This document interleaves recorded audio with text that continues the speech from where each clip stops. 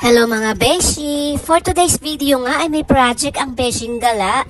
Project? Oo mga beshi, sinubukan ko nga gayahin yung mga napapanood ko sa FB na hydroponic kangkong. At dahil mahaba nga ang summer dito sa UAE, baka naman sakaling mabuhay ang kangkong pag ganitong paraan ng pagtatanim. First time ko nga lang gagawin to, kaya nga subok-subok lang. At wala nga rin akong idea kung paano aalagaan ang hydroponic kangkong na to. Wala nga akong available na mas malaking plastic container, kaya ito na lang ang ginamit ko. At ito na nga, dumating na ang alaga ko. Naku, curious siya kung anong ginagawa ko. Ganyan talaga siya, kahit saan ako pumunta, sumusunod. Kahit anong ginagawa ko, nangingialam siya. Palibasa wala siyang kapatid, walang kalaro, kaya talaga sa akin siya dikit ng dikit.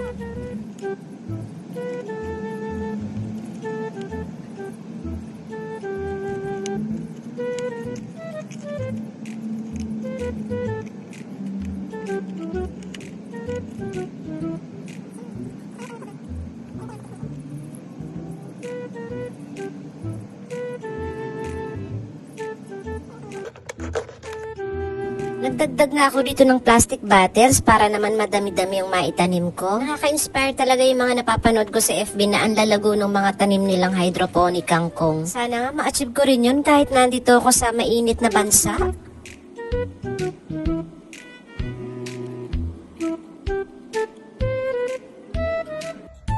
Ayan na siya.